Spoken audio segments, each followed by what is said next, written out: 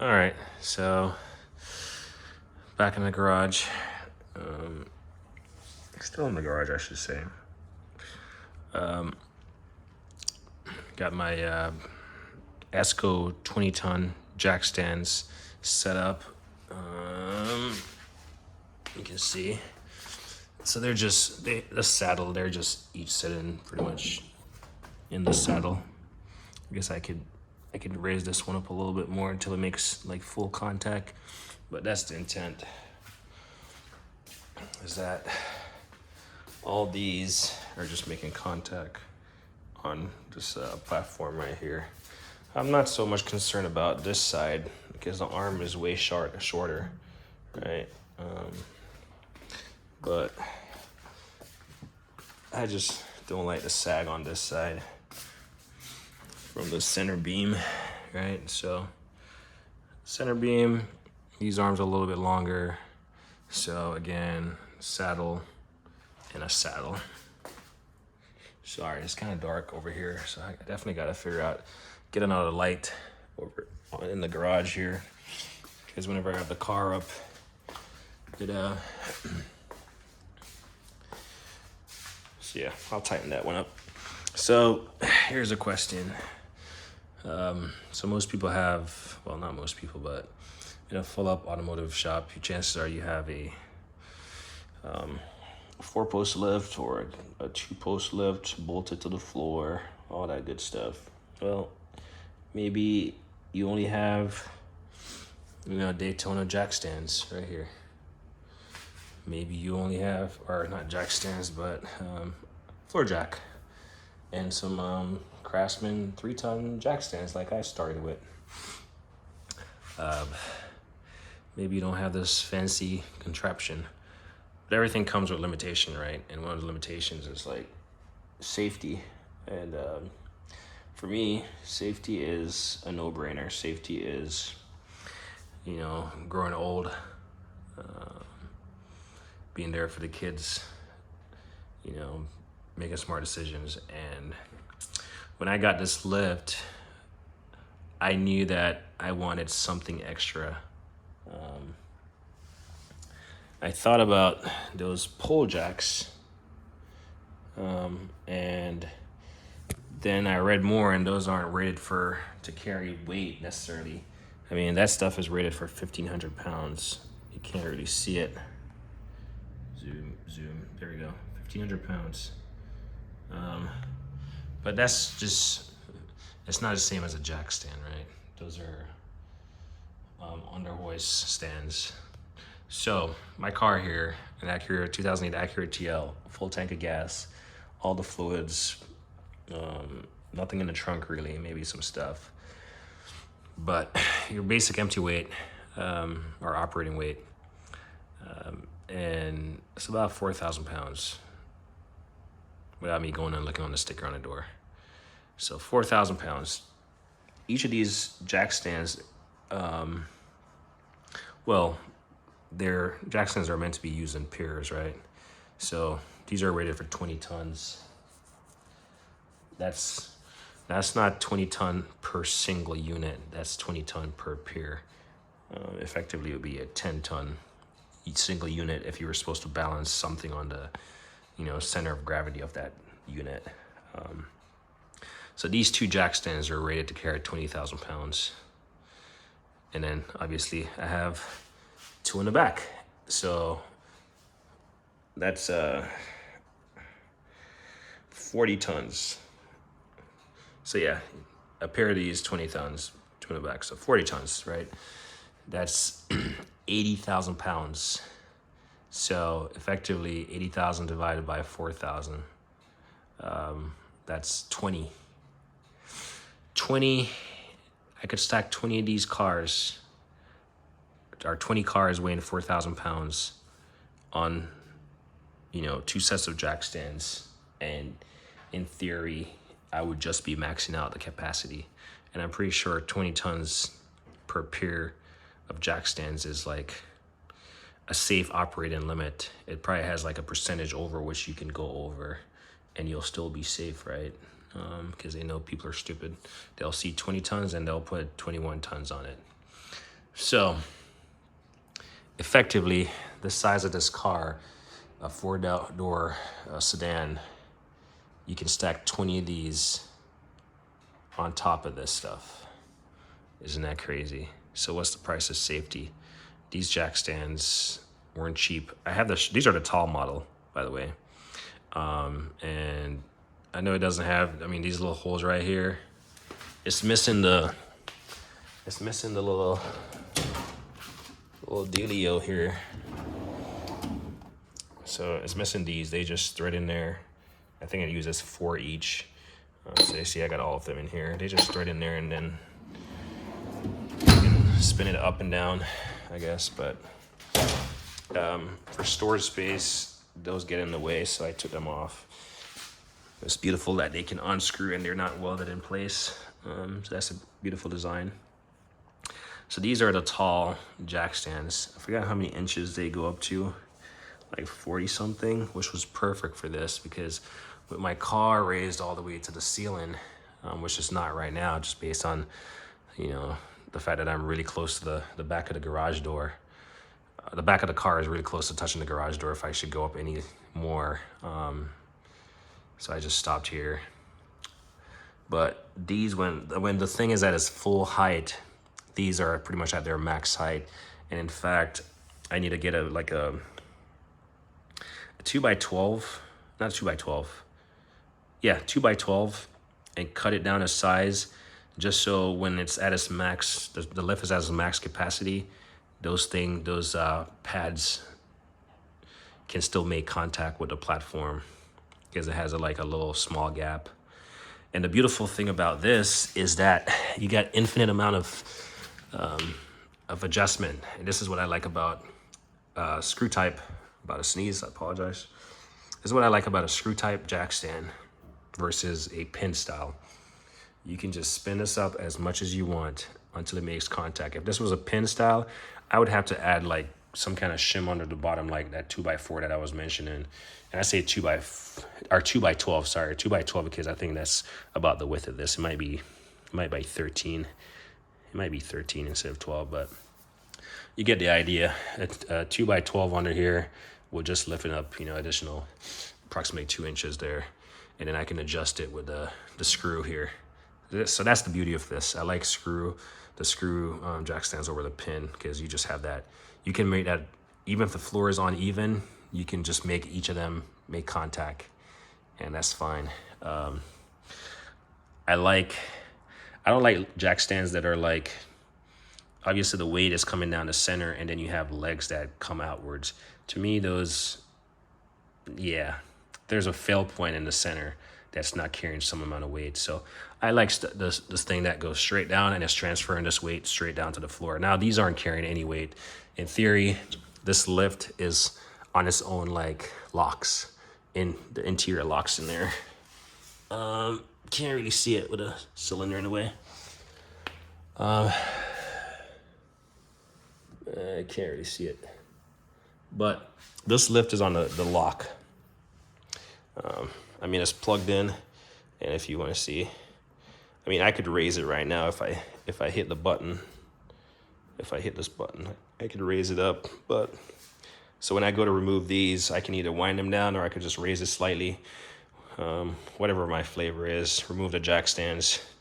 But I always lower it to the mechanical lock in there, and then I come in place and I adjust these to the appropriate height. So got 4 of them. I plan to leave the car up overnight. I got to remove the that's the thing, I can go up under it and I'll have no issues. I know it's kind of dark, so I apologize. In fact, I should probably grab a light. I'll grab a light. I can do a little car inspection. I do have my under hood lights and a bunch of lights, but we're gonna grab one of these little, actually we'll grab the big one. It produces more light. That's a huge assumption. So, we're under here.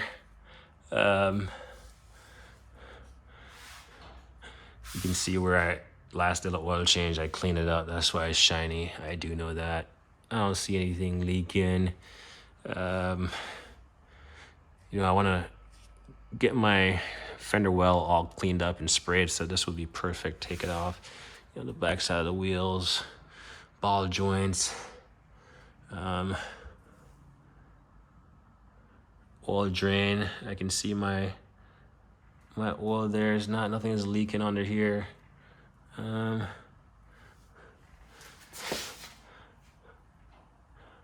Yeah, nothing is leaking. Sorry about the lighting quality. Here's something I noticed. You can see that where this is like boogered up right there. When I got this car, which I'm the second owner, I don't know why that is boogered up. I'm not sure why. Because you can see the rest of it is fine, but this one is smashed in. You can take a look. Yeah, nothing. But my 10 millimeter is down here somewhere, and it's for me to find it. So that's the intent. I'm gonna go find it. But while the car is on the lift, it's just great to get up under here, do an inspection, see what's leaking, see what's bent, what's broken, what's missing, fasteners that are coming loose. I can tell I need new sway bar linkages. It's been on my to-do list, but when you have the ability to do your own thing, sorry, I might get shaky as I hold the camera. Yeah, I can tell the boot is slightly ripped. It's getting, it's probably original to the car. But yeah, I don't see any leaks or anything. No, whatever, no rust. I don't live in a rust-prone area, but if I saw a rust spot, I'd clean it up, spray it, stop the rust. I guess I could probably do a transmission flush while I'm under here, while I got it up on here.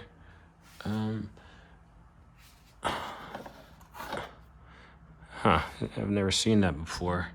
That corrosion right there. It's like a plastic metalish piece. Yeah, I've never noticed that before. Interesting.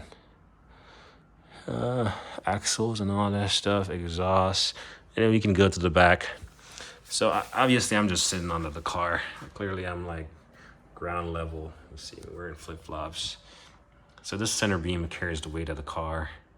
And yeah, if you're removing the exhaust, it could be a little bit more cumbersome just because you got that in the way, but you got plenty of clearance. As you see, there's plenty of clearance above that platform. Nothing is making contact from left to right.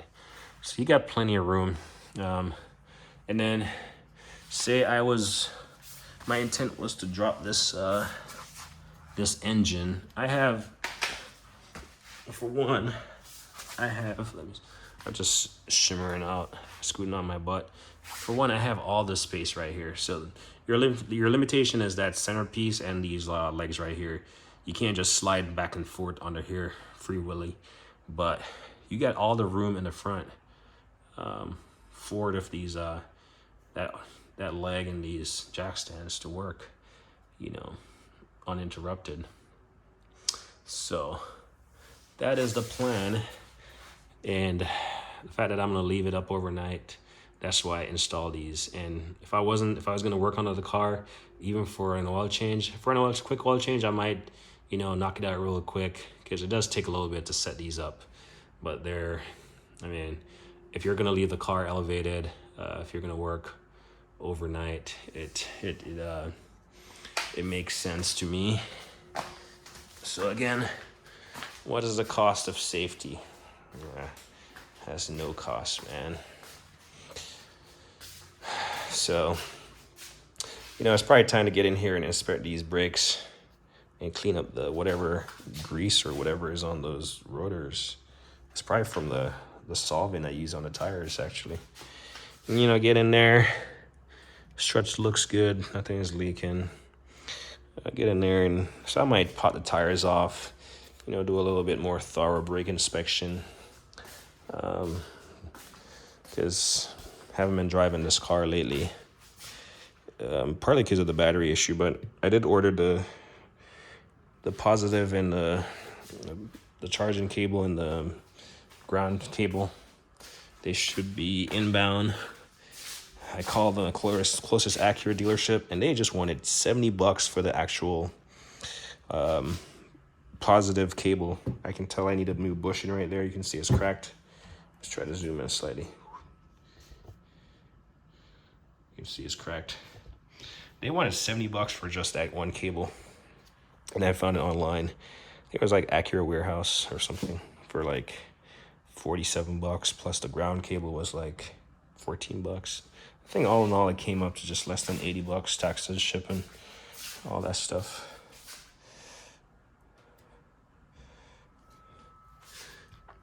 Yeah. So probably pop these wheels off and do a better inspection. You know, pop the brake pads off and make sure those caliper pins aren't seized or anything.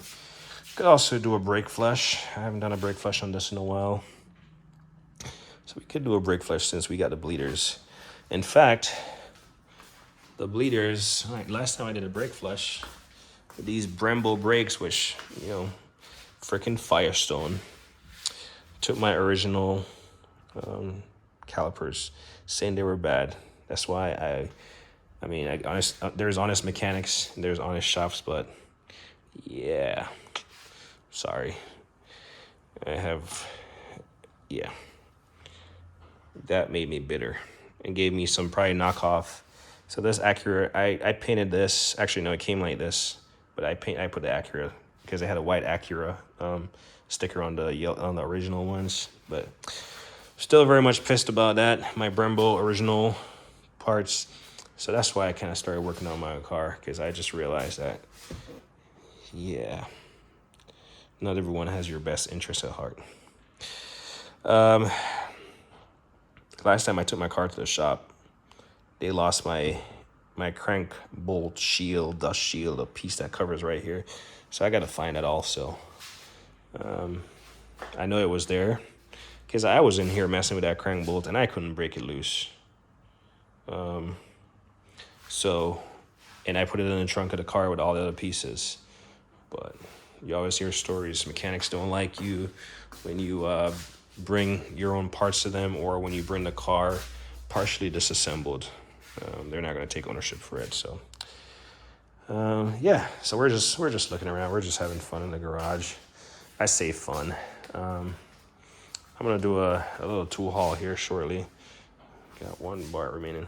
Tell you what, these lights, light and carry, I got all three of them. These are nice. These are my favorite, some of my favorite lights. They got a magnet right there. They got a hook right here. They got a magnet right here. You know, magnet on the back. You got a USB charger, your power, your battery indicator. You got another hook right here. You got another light right there. And then you can pop this out, at any angle you want, and it just stays in place. So highly recommend these. Don't really see much of them. And it's the same thing. So you put that right here. Come on. So that will stay right there. Something. That will stay right there. So, and it's the same thing with this bad boy. This one doesn't have the ratcheting thing on the little thing here. But for the most part, it will stay in place. It has like a little different hook design. Still got the light on the front. They all have different lumens. It doesn't have the two magnets, but it does have the magnet right there. So that stays right there. I'm panning down because I have my tool haul on top of the box. And then the smaller little one here. You got a USB on the side here. Light, magnet on the bottom, power indicator. And you get a clip. So it's also a hook and a clip in one. So highly recommend these little lights. I grab them all the time. This one also has a hook and a clip. So 3 little nifty little light to keep with you. Yeah. So we're just rambling right now. My hood is open. Let's see. So I don't want to pop this up because if it gets away from me, I'm screwed. Yeah, it will definitely make contact with the light, so I don't want to let this go. But, you know, I could get to the oil drain right from right here if I was doing a drain and fill.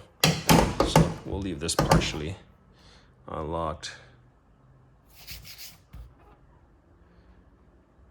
Does anyone know why you have these, I call them chicken feet, because they look like you can see the cracks in the paint.